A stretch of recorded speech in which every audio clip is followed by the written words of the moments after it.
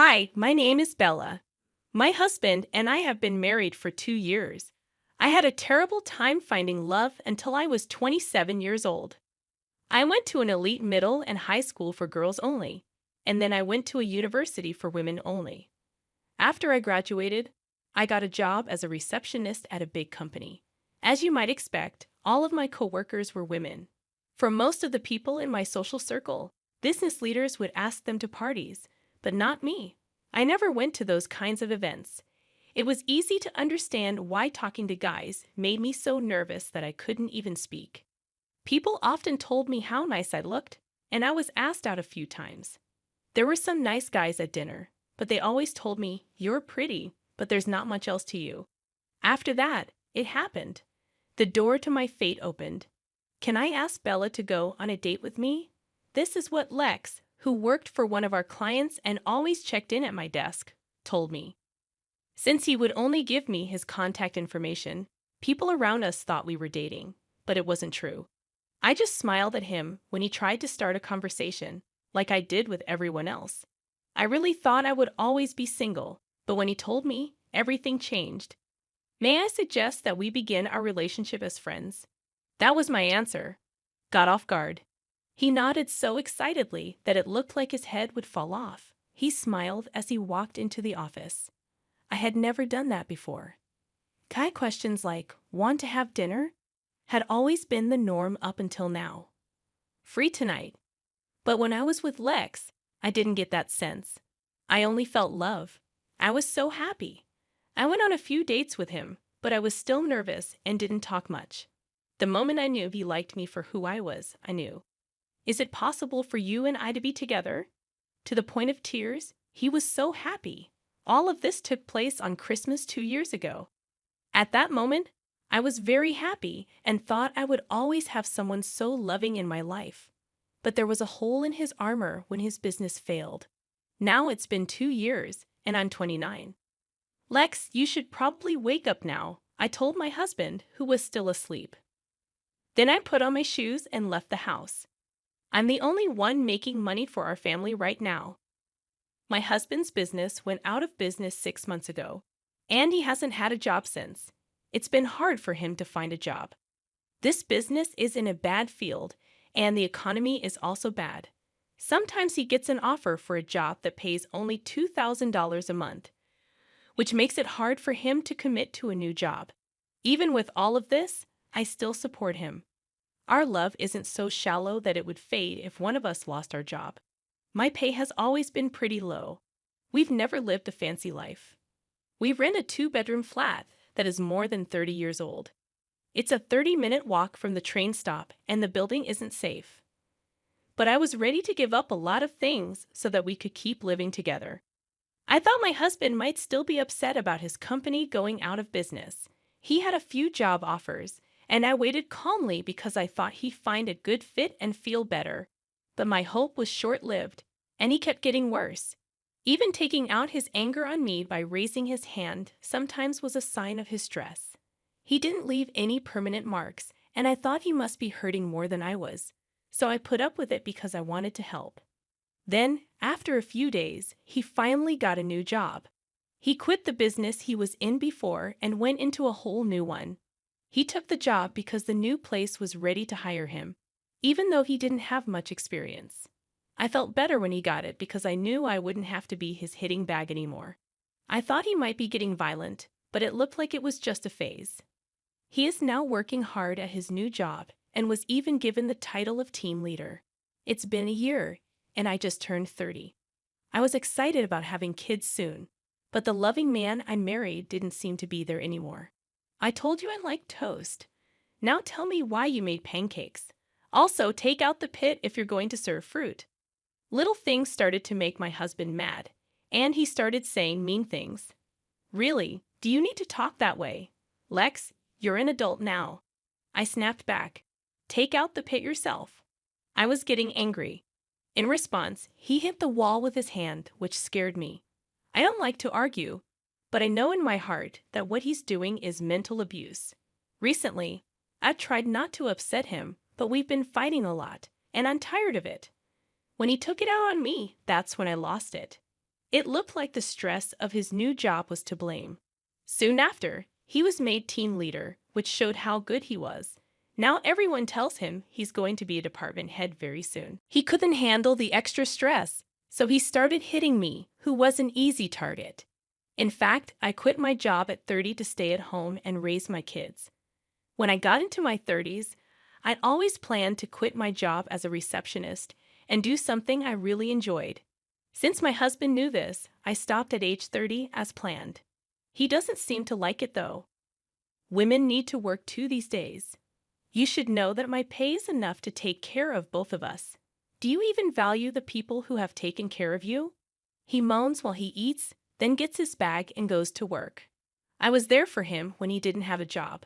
So why am I being blamed now? That's when I started to mentally distance myself from him. When I got home one day, there were shoes I didn't recognize at the door. There was my mother-in-law in the living room, which caught me off guard. "Well, Mom, why are you here?" My mom told me straight out, "Didn't Lex tell you?" When I went up to her, "From today on, I'm moving in." This is something I've never heard before. Over time, I learned that my husband had suggested that my mother-in-law move, and because she was lonely after the death of my father-in-law. Of course, no one asked me that. While I was still shocked, my mother-in-law told me to start making dinner. It shows how valuable a housewife is to take care of her family, so she told her, "Get to work." Even though I was angry and confused, I went to the kitchen to make dinner.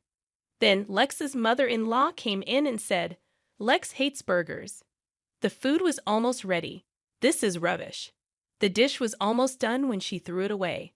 I was seated inside, but strangely, words failed me when I was faced with this surprise event. I couldn't say anything, so I just listened as my mother-in-law went on. She then started going through the fridge and cooking without asking. I finally calmed down and told my mom, "Hold on." I made a list of meals for the week and then went shopping. As soon as I said that, he dumped flour on my head, making me cough. I kept watching her make her food, and then she told me to clean up. When my husband finally got home, he was thrilled to see the meal.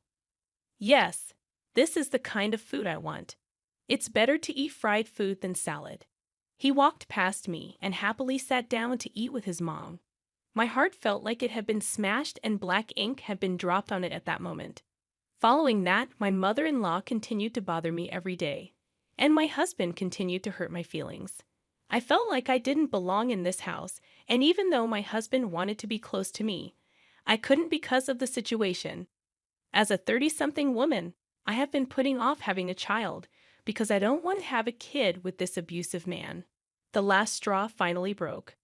My wife's mom asked me to take her to the hospital because she was sick. Even though I didn't want to be with her, I had to take her to the hospital, even though I didn't want to. But when I went to get her, a social worker told me to go to a different room. She told her, "You must be having a hard time taking care of the kids and doing all the housework by yourself. But taking it out on your husband and mother-in-law isn't good." It turns out that my mother-in-law was saying that I hurt her when I fell. Even worse, she had been to the hospital more than once and asked about me each time. It looks like she picked today to deal the last hit. The social worker blamed me because she didn't know the whole story. You should look out for kids and old people more. During that time, our family hasn't had any children. When I was told I might need psychological help, I had had enough. You broke my rights, so I'll sue you. It's not you who is being mistreated here, it's me. I showed proof that my husband abused me and that my mother-in-law burned me on purpose. The social worker said she had to check with my mother-in-law, but I told her no and left the hospital by myself. Soon after, my husband and mother-in-law came home. My husband heard from my mother-in-law that I was mean to her. My husband shook his head and said, "You're leaving me, you parasite. How dare you leave my mother?" What kind of lie did my mother-in-law tell you? Based on her fake tears, I think she did it again. I was sick of telling her she was wrong, so I left the house without noticing either of them. I didn't go home that day. Instead, I stayed the night in a work hotel. I was lucky to have my wallet and cell phone with me, and it was easy to find a charger. I chose to avoid both of them for a while and not go back home. But as I walked by the house one day, I saw a woman in her 50s who lived across the street from our apartment. I was beginning to worry. I haven't seen you around. She also told me that your mom told her that you and your husband are going on vacation for about a week. When I heard that, I couldn't help but laugh out loud. Then I asked myself, if not now, when? I called the moving company right away and asked them to help me move out as soon as possible. It was a little more expensive, but I didn't have much stuff, and the movers were able to get it all to my parents' house in just 3 days. Let's see how my husband and his mother react, since they have no idea how much I've helped with the house. They put me down when they don't know anything about me, and I won't forgive them. After moving, I went back to my parents' house because their house was empty. After a few days, my husband called me. "Where are you, Bella? There is no one in your room." When my husband found out what was going on, he kept asking me where I was. I told him, "Not your business. By the way, I've already filed for divorce because you've said you wanted to do it before. Sign them and send them in." After I hung up the phone with him, I stopped calling his number. After that, my life became peaceful. I did yoga, made breakfast, and then sat down with my parents at the table. I had lunch with my mom and dinner with my family again. That's how I felt, but it was comfort and happiness I hadn't felt in a long time. When I told my parents to thank you, they were surprised, but they were happy to see me.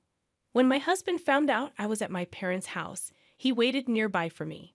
When I saw him, I tried to run away, but he caught up and grabbed my arm. "Call me Bella. Let's go home. Without you, the house is a mess." I yelled, "Help me," as his hold got tighter. As I was being helped, a high school boy in his sports uniform came by and called the cops. A businessman nearby also helped. Since the cops were there, my husband quietly left. But as expected, my angry mother-in-law stormed into my parents' house. "How dare you make fun of my son in public? Oh, you and your family are a shame." Finally, I stopped my dad from going up to them and told him, while I was doing that, my mother-in-law was outside our house making threats and even talking about defamation lawsuits. Dad was about to lose it and talk to her about it, but I stopped him. "Okay, I'm ready to settle this." I called my husband, who was standing next to my mother-in-law when the call came in. He told her straight out, "I know you're cheating, and I have proof. I'm going to sue you for abuse and get money when we get divorced." My husband became scared when he heard this. After hearing rumors that he was going to a hotel with a coworker, I actually paid a detective to find proof of his cheating. I had a lot of proof. I even went to the hospital and got a note saying I was healthy in case they tried something. I had also recorded talks in case I needed proof. I was going to talk to my husband and his mother about it when I was ready mentally. But I'm not going to be quiet when they insult my parents. My mother-in-law has also been stealing money from my pocket. I've heard that the house is in terrible shape and even smells bad since I left. People in the neighborhood are complaining, right? My husband didn't know what to say. A friend told me this story. They said my husband and his mother were not in town. It looks like they haven't been doing simple things like picking through the trash, and the house has become a dump. Besides that, I heard that the property management gets reports every day about the loud fights they have. Now my husband might understand how much I helped the family and want me to return, but it's too late. I'm not coming back to live happily ever after with your mom. After I said that, I put the phone down. Soon after, my wife's mom tried to break down my front door. They were both arrested after I called the cops. After the fact, my neighbor told me that they hadn't taken care of any of the complaints through the management business. The drama finally got so bad that it cleared out the whole apartment building. The management finally went to court against both of them for not paying rent, ignoring complaints, and making business difficult. They were being sued for money damages. They were finally told by the court to leave and pay money for harm. They can't rent anywhere now because they're on a list of people who can't rent. It turned out that the rent wasn't paid because my husband made a mistake at work that cost a lot of money and caused him to lose his job. He quit his job and moved far away because he couldn't find another place to live in the area. He then ran into another problem when he tried to find new work. He became homeless, which made his mother steal from stores. She was arrested for hitting a store worker who tried to talk to her. I read about this in the news online. I have no idea what comes next, and I don't want to know. When I got divorced, I started working at the coffee shop of my dreams. Someone I work with who is 5 years younger than me and I became friends. I got married again when I was 34.